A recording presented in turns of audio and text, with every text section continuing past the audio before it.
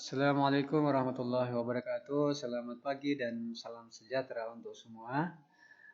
Saya doakan semoga semua sehat selalu. Oke, kembali bersama saya Sudarnais memberikan penjelasan materi menggunakan audio yang dimana saya convert ke video dan YouTube ya. Untuk kali ini pembahasan kita adalah kaitan dengan bagaimana cara melakukan pengelolaan pada kualitas, manajemen pada kualitas. Oke, terlebih dahulu mungkin kita harus pahami dulu kaitan dengan kualitas itu apa. Ya. Oke. Seperti yang telah kita pahami bersama bahwa semua organisasi outputnya itu kan atau hasilnya adalah produk ya, apakah itu barang atau jasa. Ini sudah sering saya ulang-ulangi terus ya. Ini sudah pasti dipahami. Nah, yang mana produk tersebut, barang atau jasa tadi harus disesuaikan dengan kebutuhan dan keinginan konsumen. Ini kata Zeiser ya, kebutuhan dan keinginan konsumen. Dalam hal ini adalah konsumen akhir yang menghabiskan barang dan jasa itu sendiri. Ya, bukan hanya kebutuhan tapi juga pada keinginan. Ingat itu selalu saya ulang-ulangi. Nah, ketika perusahaan melakukan delivery misalnya kepada konsumen, ya, maka perusahaan itu tidak hanya memperhatikan apa sih yang diminta oleh konsumen, apa yang diinginkan oleh konsumen. Kita tidak hanya memandang itu saja, ya. Tetapi tentu saat delivery itu, ya, kepada konsumen dalam hal ini, yang perlu diperhatikan adalah kualitas, ya, kualitas. Oke, kita akan perusahaan harus memperhatikan kualitas produk yang ingin diciptakan. Apapun produknya, ya. Apapun produknya, mau produk yang sederhana, mau produk yang lebih tinggi, ya, itu harus memperhatikan kualitas. Misalnya kopi, ya, saya kasih contoh. Perhatikan kualitas kopi tersebut. Atau misalnya barbershop, perhatikan juga kualitasnya, pelayanannya, kebersihan guntingnya misalnya, siletnya misalnya, ya. Walaupun itu bisa dikatakan sebagai produk-produk yang sederhana, tetapi kualitas harus dijunjung tinggi. Oke? Jadi kenapa pengelolaan kualitas itu penting? Ya, kenapa pengelolaan kualitas itu penting? Karena bisa membantu dalam membangun strategi yang kompetitif. Seperti saya katakan tadi, kopi dengan barbershop. Ya, memperhatikan kualitas. Karena itu akan bisa membangun strategi kompetitifnya. Ya, ya. Nah, strategi kompetitif itu bisa dikatakan keberhasilan di dalam misalnya diferensiasi, ya, penciptaan biaya rendah, ya, pemenuhan keuntungan yang maksimal. Itu sering diulang-ulangi juga di manajemen operasional ya. Biaya rendah, keuntungan yang maksimal, ya. Dan kualitas juga itu bisa membantu perusahaan meningkatkan penjualan dan meningkatkan profitabilitas, ya, meningkatkan profitabilitas, ya. Sama halnya sebagai kalian mahasiswa harus mempersiapkan, harus pantaskan diri Anda dengan tanda kutip tadi kualitas, karena itulah yang akan membuat kalian memiliki harga jual. Artinya bisa-bisa karena kalau dengan kualitas bisa-bisa dicari oleh pekerjaan, bukan mencari pekerjaan, seperti itu. Oke?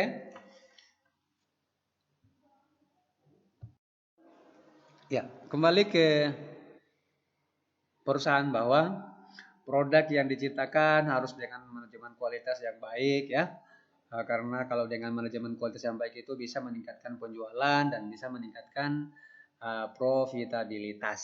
Nah, dalam penciptaan keuntungan itu ya ada dua cara kualitas yang harus dilakukan ya. Ada dua cara kualitas yang harus dilakukan dalam meningkatkan atau memaksimalkan keuntungan. Yang pertama kaitan dengan keuntungan penjualan. Kemudian yang kedua adalah kaitan dengan bagaimana kita melakukan penurunan biaya. Ini adalah dua cara kualitas yang perlu dilakukan. Ya. Nah, dalam peningkatan keuntungan ini yang bisa digunakan untuk cara pertama, keuntungan penjualan, ya. Saya mohon maaf ini suara saya mungkin agak sedikit parau ya, saya lagi bermasalah tenggorokan. Selesai konser kemarin dulu. Oke. Untuk yang poin pertama tadi, keuntungan penjualan ya. Jadi kalau untuk menjaga kualitas yang perlu diperhatikan adalah yang pertama itu ada di slide, perbaikan respon. Nah, perbaikan respon artinya bahwa supaya respon itu semakin cepat, ya, maka tingkatkan kualitasnya, ya. Keuntungan penjualannya itu harus ditingkatkan sehingga bisa mendapatkan respon dari konsumen itu semakin cepat. Kemudian yang kedua, harga yang lebih tinggi. Ini kalau bicara masalah kualitas, ya pasti sudah paham semua. Kualitas yang baik itu, ya secara umum memiliki harga yang tinggi. Secara umum memiliki harga yang tinggi karena pengelolaan kualitas yang produknya itu sangat bagus. Harga tinggi, kualitasnya juga tinggi. Oke. Yang ketiga adalah perbaikan reputasi. Ya, perbaikan reputasi ini pada tahapan. Jadi walaupun tidak bisa dilihat dengan kasat mata, ini pada kaitan dengan reputasi ya. Walaupun tidak dilihat dengan kasat mata, kita hanya bisa merasakan, ya. Tetapi hal ini juga bisa mempengaruhi tingkat penjualan. Ya. Bisa mempengaruhi tingkat penjualan pada keuntungan penjualan. Jadi kalau kualitas produknya jelek, maka reputasi yang pasti juga jelek. Bisa-bisa orang tidak akan membeli produk kita. Gitu. Oke. Terus yang kedua, yaitu pada penurunan biaya. Jadi kualitas juga bisa menurunkan biaya. Itu perlu dipahami. Kualitas juga bisa menurunkan biaya. Maka dengan cara apa untuk bisa menurunkan biaya tersebut? Ya, yang pertama adalah kita harus meningkatkan produktivitas. Ya, meningkatkan produktivitas. Artinya dengan cara peningkatan produktivitas ini maka misalnya dalam pekerjaan memilih jam kerja, ya saya kasih contoh. Misalnya dalam pekerjaan memilih jam kerja 1 jam kerja atau 2 jam kerja, misalnya. Dengan adanya pengelolaan kualitas yang baik, maka misalnya pada jam kerja 1 yang pertama tadi, ya, bisa menghasilkan 2-3 produk yang berkualitas. Dibandingkan dengan yang lain, dibandingkan dengan tidak adanya penurunan biaya untuk pengelolaan atau peningkatan produktivitas. Jadi kalau dengan peningkatan produktivitas tadi, ya walaupun baru 1-2 jam kerja sudah bisa menghasilkan 4-3 produk yang berkualitas. Itulah cara bagaimana meningkatkan produktivitas. Terus yang kedua, pengurangan biaya reward. Ya. Artinya adalah pengurangan pekerjaan yang dilakukan secara berulang. Nah itu. Ya. Pengerjaan ulang itu sering terjadi itu di perusahaan ya, pengerjaan ulang. Tapi dengan adanya pengelolaan kualitas, maka bagaimana kira-kira kita bisa mengurangi hal itu? Mengurangi biaya reward tadi, pengulangan pekerjaan tadi kita bisa kurangi. Kalau ada barang yang rusak kan kita pasti memperbaikinya. Nah, di sini kita pasti menggunakan biaya, ya kan? Kita pasti menggunakan biaya. Contoh, saat buat produk kopi, pada saat Anda membawakan kepada konsumen, misalnya tiba-tiba karena kurang kehati-hatian, ya misalnya ada kotoran dalam gelas itu, dalam kopi. Nah, jadi untuk menjaga kualitas pasti harus membuat ulang kopi tersebut. Nah, hal-hal seperti inilah yang harus dikurangi, harus diminimalisir untuk bisa menurunkan biaya. Karena kalau kita buat lagi kopi ulang kan sudah masuk pada biaya. Itu contoh sederhananya. Ya. Oke. Untuk selanjutnya kita masuk pada kaitan dengan apa ini? TQM kalau tidak salah. Oke, sebelum saya masuk pada penjelasan kaitan dengan pencapaian TQM, saya tambahkan dulu tadi pada cara penciptaan kualitas untuk penurunan biaya, yaitu poin C adalah mengurangi biaya garansi, ya. Pengurangan biaya pada garansi. Jadi setiap produk itu harus dijamin kepada pemiliknya, ada jaminan terhadap pemakainya. Nah, dengan waktu yang sudah ditentukan setiap produk itu, misalnya HP, kalau tidak salah itu kurang lebih garansinya 1 tahun, ya.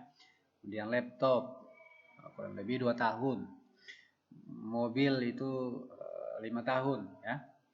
Nah, dengan kita menjaga kualitas, biaya garansi bisa berkurang, ya. Biaya garansi itu bisa berkurang. Artinya, walaupun ada biaya garansi, tetapi tidak ada spare part yang harus diganti misalnya. Kenapa? Karena kita menjaga kualitas tadi, kualitas yang bagus. Oke, ingat dengan 2 cara inilah yang harus dilakukan untuk bisa meningkatkan keuntungan penjualan, ya.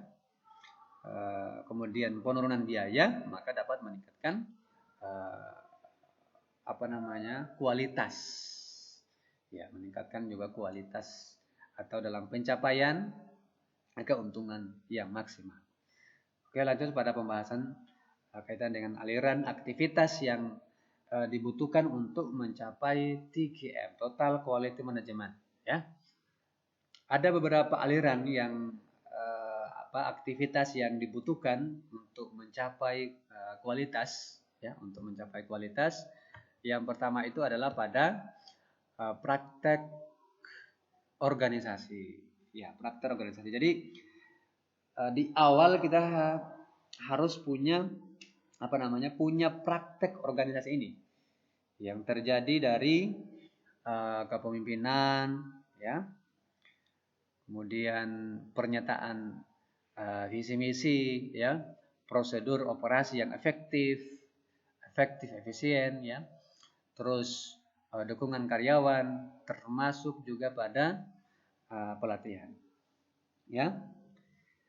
Misalnya produknya itu menjadi produk yang aman, ya, kita kategorikan misalnya untuk produknya kita itu untuk menjadi produk yang aman. Nah, pada tahapan inilah, ya, kita harus perhatikan bagaimana tentang kepemimpinannya, pernyataan misinya, prosedur operasinya, dan seterusnya, ya. Yang hasilnya adalah apa yang penting, ya, apa yang penting dan apa yang ingin dicapai, ya. Jadi pada praktek organisasi tadi, mulai dari kepemimpinan dan seterusnya, harus memperhatikan apa yang penting dan apa yang ingin dicapai, ya. Oke. Untuk yang kedua yaitu prinsip kualitas.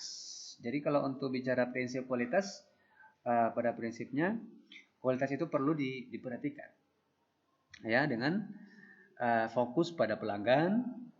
Itu kita mau berprinsip pada kualitas, fokus pada pelanggan, ya. Kemudian perbaikan yang terus menerus, ya. Terus benchmarking, just in time, alat-alat TQM. Kita bicara alat-alat TQM, mungkin sebentar saya jelaskan kaitan dengan alat-alat daripada TQM.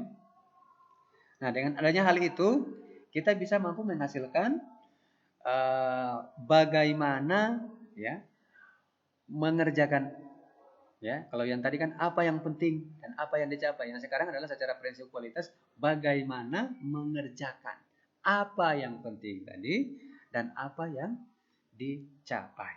Itu kata kuncinya. Ya, bagaimana mengerjakan. Bagaimana kira-kira kita mau mengerjakan misalnya HP, bagaimana kita mau mengerjakan laptop ya. Apa yang penting-penting di situ dan apa yang kira-kira yang ingin dicapai. Oke. Terus untuk kaitan dengan pemenuhan karyawan ya. Pemenuhan karyawan. Dalam tahapan ini biasanya dengan cara pemberdayaan termasuk komitmen organisasi. Jadi setelah praktek organisasi, prinsip kualitas ya. Nah, kita kan sudah punya alat tadi, misalnya alat daripada TKM ya. Pada prinsip kualitas ya, kalau ada alat-alat tentang pencapaian TKM itu ya, maka kualitas produk sudah bisa kita kategorikan bagus. Apa namanya? Alat dengan alat-alat daripada TKM tadi, kualitas produk sudah bisa dikatakan bagus. Tetapi kalau sistemnya sudah bagus, namun pemberdayaan dan termasuk komitmen organisasinya kurang bagus, maka bisa mempengaruhi kualitas. Ya, bisa mempengaruhi aliran aktivitas dalam pencapaian kualitas. Ya, itu tadi komitmen organisasi termasuk juga kepada pemberdayaan. Jadi, sehingga hasil daripada pemenuhan karyawan itu adalah sifat karyawan yang dapat memilih untuk memenuhi kira-kira apa yang penting. Jadi ini kaitan dengan sifat daripada karyawan, pemenuhan karyawan. Jadi itu juga yang perlu diperhatikan. Terus yang terakhir adalah pada kepuasan pelanggan. Kalau bicara ini sudah jelas ya, bagaimana meningkatkan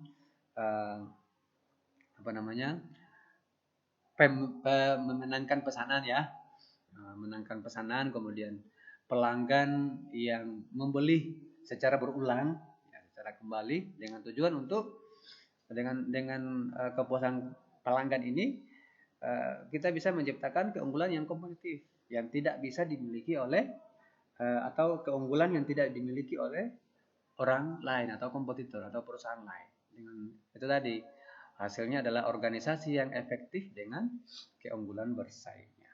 Oke.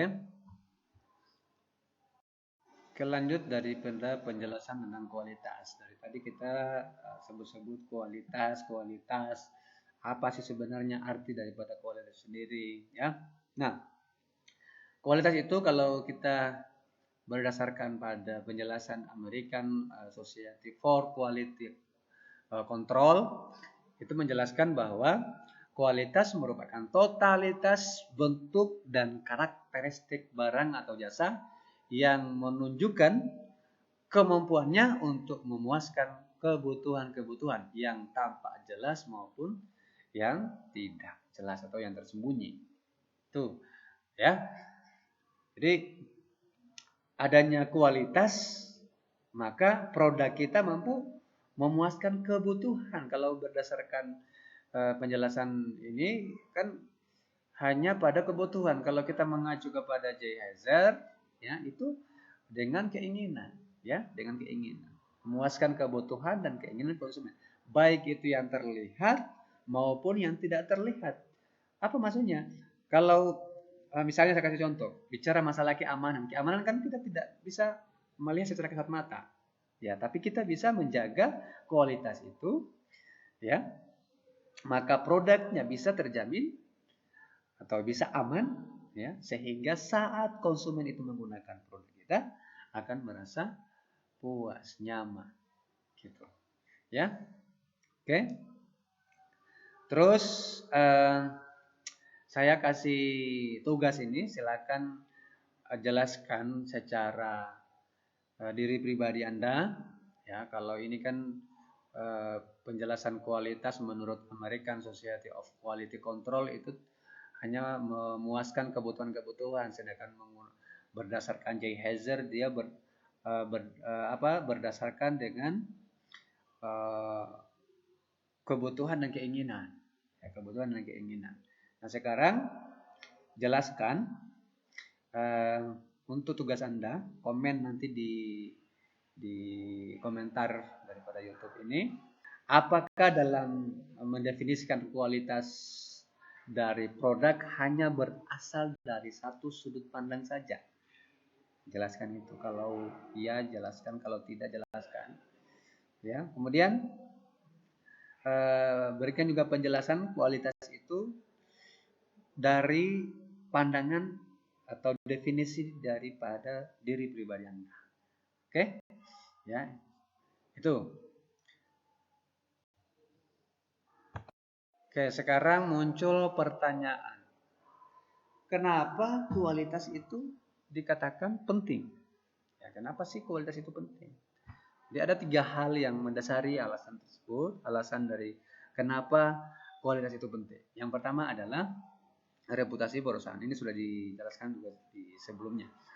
Jadi kalau kita menjaga kualitas, maka reputasi perusahaan kita itu pasti juga bisa meningkat. Ketika reputasi perusahaan itu meningkat, maka hubungan kita dengan pemasok, hubungan kita dengan karyawan, hubungan kita dengan konsumen akan terjalin hubungan yang baik. Dan itu pun juga sebaliknya. Kalau reputasi jelek, ya pasti masalah juga kaitan dengan persepsi produk baru, itu orang tidak akan percaya. Ya, tidak akan percaya. Atau daripada karyawan itu akan terjadi budaya jelek, termasuk hubungan dengan pemasok, hubungan dengan konsumen juga akan tidak bagus. Ya, itu yang pertama, kaitan dengan reputasi perusahaan. Kemudian yang kedua adalah kewajiban produk. Ya, kewajiban produk. Nah, bicara kewajiban produk itu berarti perusahaan harus bertanggung jawab atas kerusakan termasuk juga kepada pengguna. Ya, penggunaannya.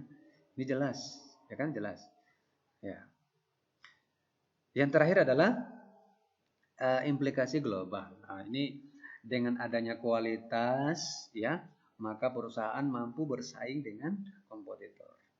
Ya, dengan kualitas produk maka bisa membuat produk itu bersaing dengan produk-produk yang lain. Mampu meraih pasar, punya keunggulan yang kompetitif. Nah, maka hal ini bisa masuk pada tatanan global. Berdampak pada global. Oke.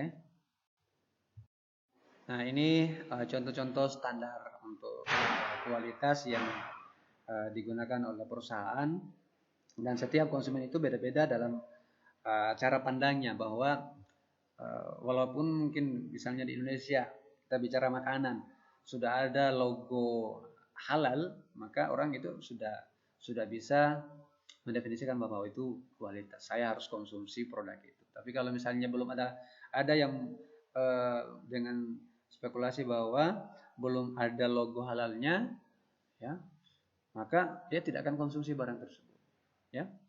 Atau bicara masalah obat-obatan atau bisa bicara masalah juga untuk kesehatan makanan, harus ada nomor registrasi dari Badan POM.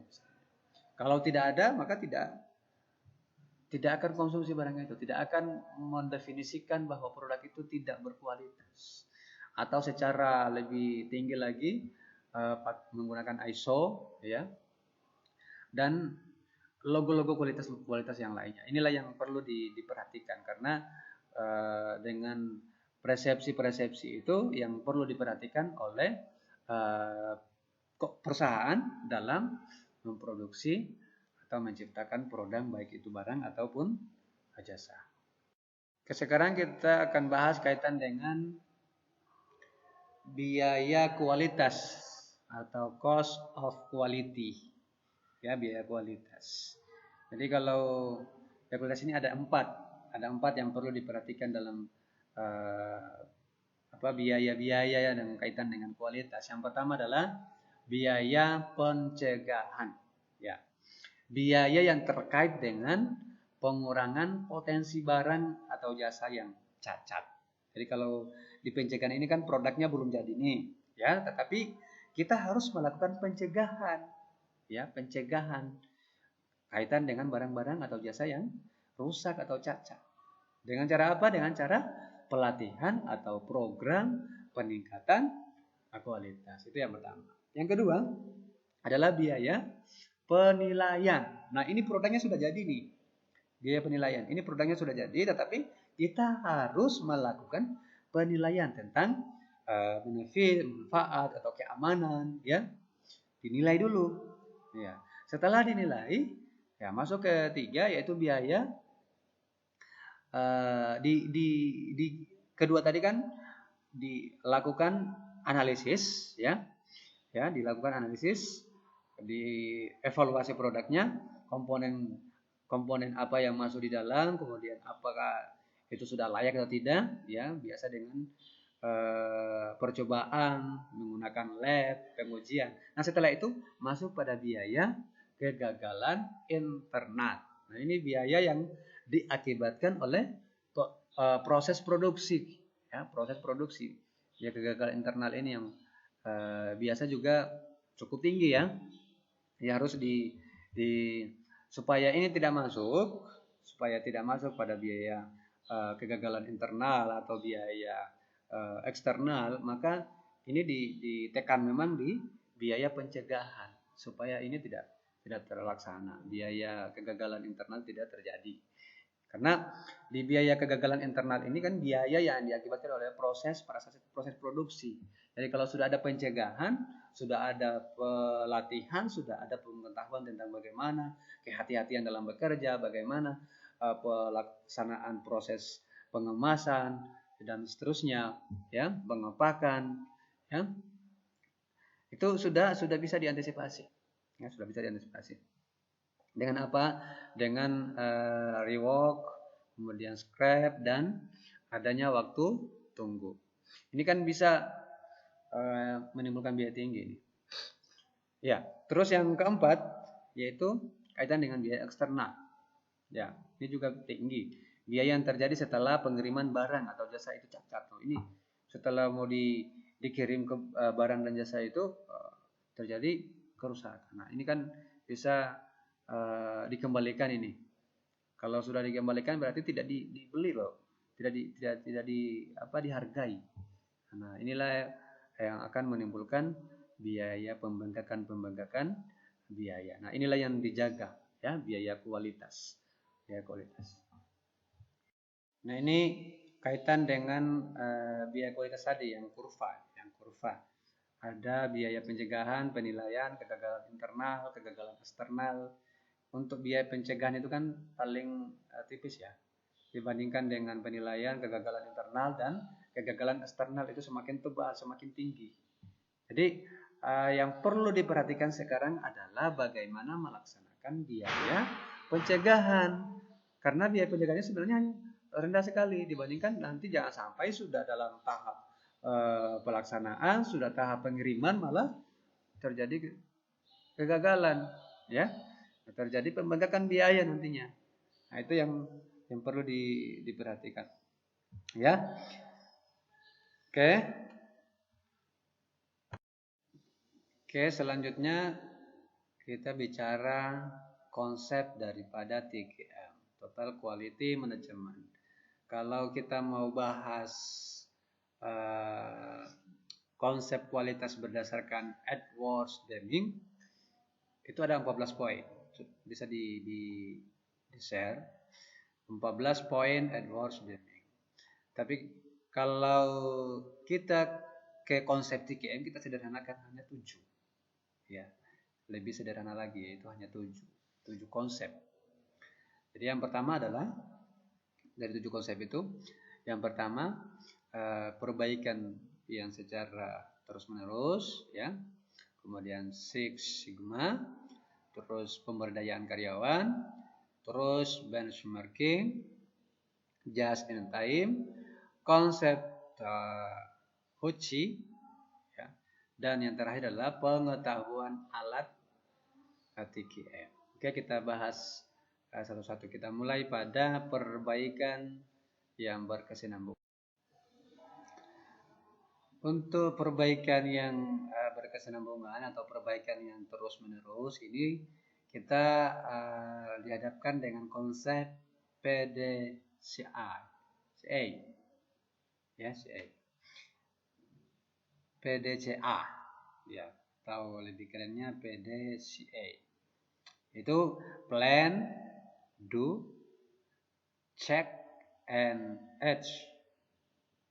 Dimana konsep ini merupakan model dalam melakukan perbaikan yang secara terus menerus, ya, dengan cara merencanakan, ya, plan tadi, kemudian do, melakukan, selanjutnya adalah melakukan cek atau memeriksa, dan melakukan tindakan. Yang tadi melakukan tindakan, H-nya tadi melakukan tindakan. Nah, ada 4 aliran di situ, ya. Misalnya kita mengidentifikasi ini, mengidentifikasi rencana untuk pengembangan, ya, pengembangan produk lah atau pengembangan strategi dan lain sebagainya. Nah, itu yang pertama tadi kita harus tahu dulu tadi, ya, identifikasi rencana, ya, misalnya identifikasi rencana. Setelah kita melakukan identifikasi rencana, ya, langkah selanjutnya adalah kita melakukan uji coba terhadap rencana pengembangan tadi, ya, dilakukan uji coba, ya, do, melakukan, ya, melakukan test the plan, uji coba terhadap rencana kita tadi, ya. Setelah itu apakah rencana tersebut bekerja atau tidak, ya, berhasil atau tidak, maka dilakukanlah cek, ya. Kenapa? Karena jangan sampai ada kesalahan. Ternyata pada saat dicek itu sudah bisa dikatakan sukses, ya, maka langkah selanjutnya adalah yang dijalankan itu langkah selanjutnya adalah menjalankan daripada rencana pengembangan tadi, ya. Langkah selanjutnya itu menjalankan rencana pengembangan tadi, implement the plan, ya, menjalankan. Nah, inilah yang dilakukan secara terus menerus, ya, terus menerus. Kalau sudah masuk lagi kepada plan, kemudian do, check, SCT, dan seterusnya, ya, secara terus menerus. Oke, itu untuk perbaikan yang berkesinambungan. Sekarang Six Sigma. Oke, untuk Six Sigma ini merupakan program yang dirancang dengan tujuan untuk mengurangi cacat, ya, mengurangi kesalahan, mengurangi error, guna membantu menurunkan biaya, meminimalkan biaya, ya, minimalkan biaya. Kemudian kalau sudah bicara meminimalkan biaya berarti sudah masuk pada memaksimumkan keuntungan. Selain dari itu juga bisa menghemat daripada waktu. Kalau di konsep penghematan waktu itu adalah just in time. Terus juga meningkatkan kepuasan pelanggan. Nah, dengan strategi ini yang dilakukan adalah berfokus kepada kepuasan konsumen. Fokus kepada kepuasan konsumen. Jangan berfokus kepada penjualan. Ya, jangan fokus kepada produk. Fokusnya itu adalah kepada kepuasan konsumen. Ada strategi yang dikonsepkan daripada Six Sigma ini, yaitu DMAIC, ya. Approach yang pertama adalah define, menentukan tujuan, ya, tujuan rencana, cakupan dan hasil. Kemudian menentukan informasi proses yang dibutuhkan. Itu kaitan dengan define, menentukan tujuan rencana, cakupan, ya, dan hasilnya. Kemudian apa yang menjadi informasi proses yang dibutuhkan. Itu yang perlu diketahui. Yang kedua adalah measure. mengukur proses dan mengumpulkan data. Jadi setelah ada proses tadi kita lakukan pengukuran, ya. Iya, kita lakukan pengukuran ini sudah benar atau tidak. Dan kita dalam mengumpulkan data dalam melakukan pengukuran itu kita juga harus punya data-data. Jadi kita harus mengumpulkan data. Ya, mengumpulkan data A, B, informasi. Setelah itu analisis. Setelah kita sudah punya data, kita sudah punya informasi, ya, kita harus analisis data tersebut. Setelah dianalisis, ya, improve. Kita meningkatkan lagi prosesnya, ya. Oh, ini sudah bagus, ditingkatkan lagi. Oh, ini belum bagus. Oh, bagaimana caranya supaya bagus? Bagaimana caranya ditingkatkan lagi? Begitu, ya. Terus yang terakhir adalah kontrol. Mengendalikan proses yang baru untuk memastikan kinerja yang dipertahankan. Jadi kalau tidak juga kontrol tidak akan bisa berjalan dengan baik. Nah, ini juga seperti rel, selalu berjalan terus menerus, mulai dari define sampai dengan kontrol secara berulang, secara terus menerus. Oke. Selanjutnya yang ketiga adalah pemberdayaan karyawan.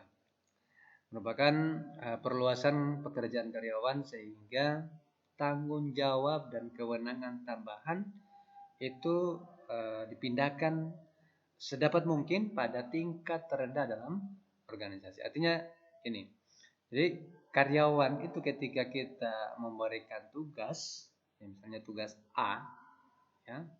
Namun untuk kita bisa meningkatkan kualitas, ya, harus menambah pekerjaan daripada tugas karyawan tadi, menambah pekerjaan. Sehingga karyawan harus mendapatkan ilmu, ya, dia harus mendapatkan lagi ilmu atau knowledge atau pengetahuan-pengetahuan yang memadai mengenai pekerjaan tambahan tersebut, ya. Dalam hal ini tanda kutip yaitu peningkatan kualitas. Jadi dia harus paham betul. Dia harus memiliki pengetahuan daripada pekerjaan-pekerjaan atau tugas tambahan yang diberikan. Oke, untuk teknik yang digunakan ada beberapa di situ. Yang pertama, membangun jaringan komunikasi yang melibatkan karyawan. Jadi kalau ada apa-apa, karyawan itu bisa dilibatkan. Apakah kaitan dengan tanggung jawab masing-masing atau seperti apa? Itu harus dilibatkan. Kemudian yang kedua, nanti dibaca seterusnya, membentuk penyelia yang terbuka dan mendukung, memindahkan tanggung jawab dari manajer dan staf pada karyawan di bagian operasi. Ini biasa kaitan dengan pendelegasian seperti yang disampaikan tadi, menambah tugas. Tapi dengan catatan karyawan itu harus menambah ilmu, menambah pengetahuannya, gitu. Termasuk menciptakan struktur organisasi formal sebagai tim dan lingkaran kualitas. Oke, yang keempat yaitu kaitan dengan benchmarking. Artinya ini adalah pembanding, ya, melakukan perbandingan dengan produk yang sama atau yang sejenis, atau pemilihan standar kinerja yang memiliki kinerja terbaik sebuah proses atau aktivitas. Jadi kalau dalam membandingkan produk pada kinerja yang terbaik, ya, itu harus memperhatikan kira-kira apa yang menjadi kualitas daripada produk yang sama dengan kita itu, ya kan? Nah, kemudian apa yang kita harus tingkatkan dari kualitas itu untuk kita. Nah, itu cara membandingkan dengan produk pada kinerja terbaik. Contoh, keahlian menciptakan misalnya pakaian. Hal yang harus kita lakukan adalah membandingkan kira-kira produk apa yang sejenis yang sama dengan produk-produk yang lain, pakaian yang lain, untuk jenis pakaian yang lain. Atau laptop misalnya, merek yang sekarang lagi booming itu adalah ThinkPad. Nah, yang dilakukan adalah sebelum eh, masuk pasar itu membandingkan dengan produk-produk yang sama yang lain, misalnya dengan Asus, dengan Acer. Nah, sehingga merek dari ThinkPad itu muncul dengan keunggulan kompetitif tersendiri yang tidak dimiliki oleh produk lain yang sejenis yang pada Asus, pada Acer dan lain-lain. Nah, itu tadi. Kalau untuk bicara langkah-langkah itu ada 5. Silakan dibaca. Yang pertama adalah menentukan apa yang akan dijadikan sebagai tolak ukur. Tolak ukur kita dalam tadi perbandingan kita tadi, kualitas, ya. Terus yang kedua adalah membentuk tim untuk tolak ukurnya, ya. Terus yang ketiga mengidentifikasi mitra atau tolak ukur tadi. Terus mengumpulkan, setelah kita mengumpulkan data informasi, menganalisis informasi tolak ukur. Ya, terakhir adalah mengambil tindakan untuk menyamai atau melebihi. Oh, ini pantas, ini kita harus naik sedikit. Oke. Yang kelima yaitu tentang just in time, ya. Ini sebenarnya juga materi, ada pembahasan tersendiri kaitan dengan just in time, karena just in time itu merupakan juga hal yang paling penting yang perlu dilakukan oleh perusahaan dalam meningkatkan keuntungan. Oke, bicara just in time itu berkaitan dengan 3 hal. Yaitu yang pertama, just in time itu memangkas biaya kualitas. Ya. Kemudian yang kedua, just in time juga meningkatkan kualitas. Jadi yang pertama itu adalah bagaimana meminimalkan biaya. Kemudian yang ketiga adalah yang kedua meningkatkan kualitas, dan yang ketiga adalah kualitas yang lebih baik. Berarti kualitas yang lebih baik berarti. Ini konsep daripada just in time. Jadi pada perusahaan yang menerapkan just in time ini bisa sebenarnya mengetahui permasalahan yang akan terjadi.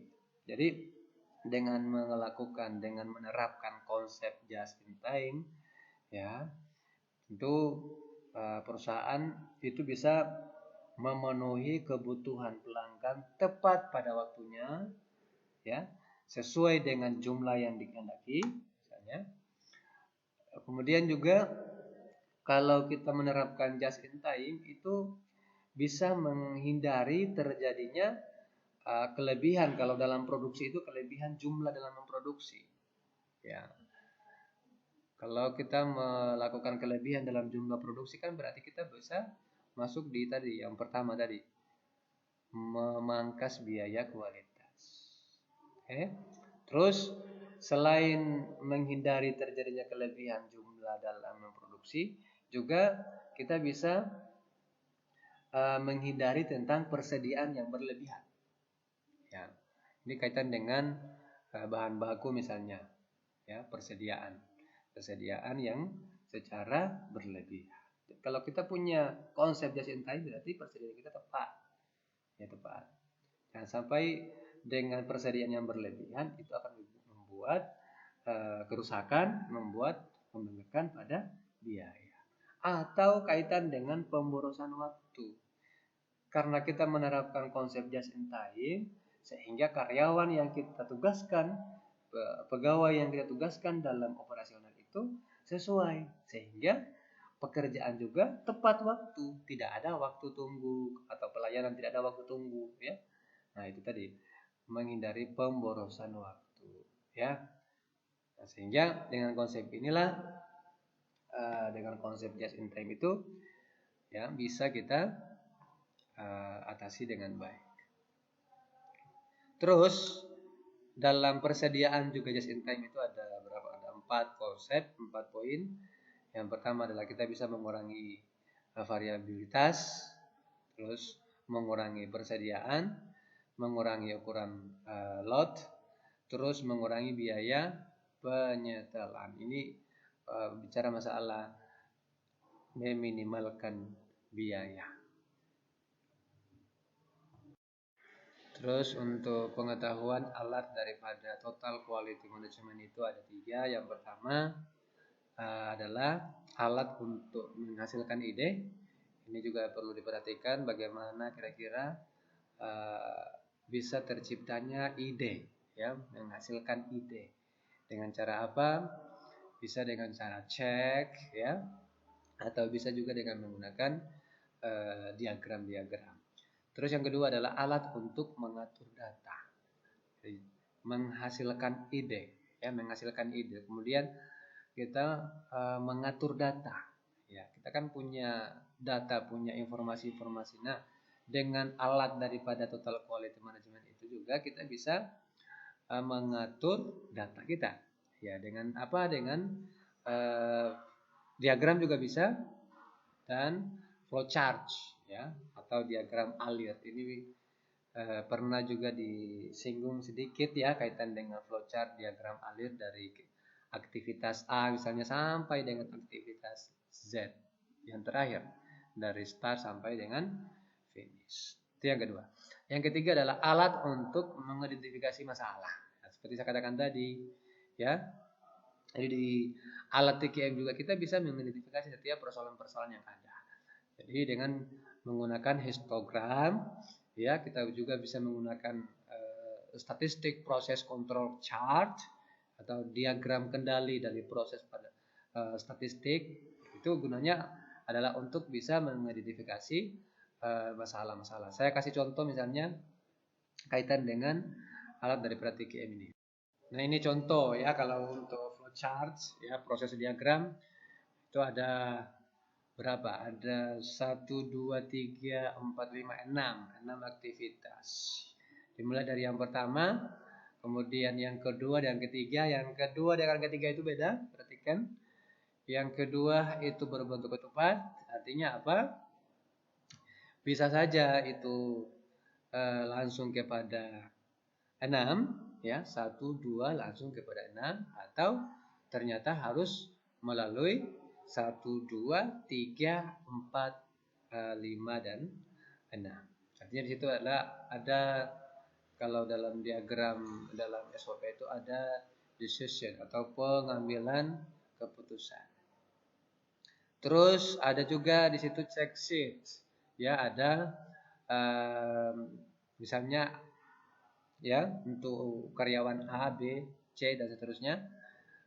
Untuk hari pertama, hari kedua, hari ketiga, hari keempat dan seterusnya itu bisa dilakukan cek. Ini dilakukan, oh ini tidak dilakukan.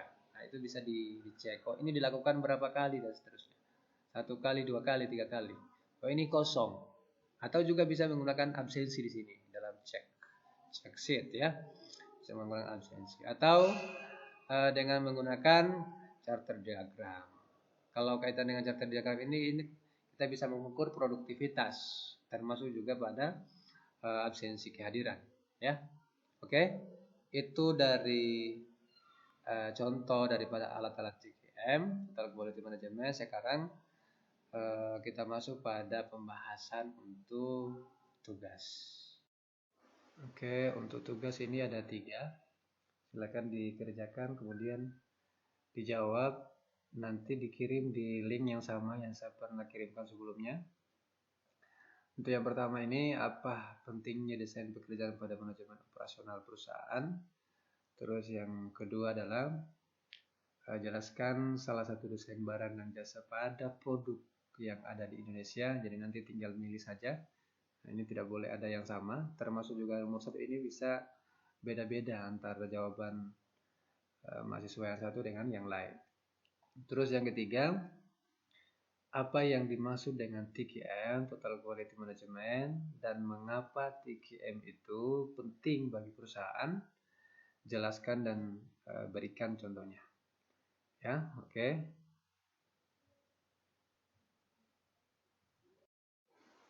Ya, demikian pembahasan kita untuk kali ini. Saya harap kalian bisa memahami dengan baik.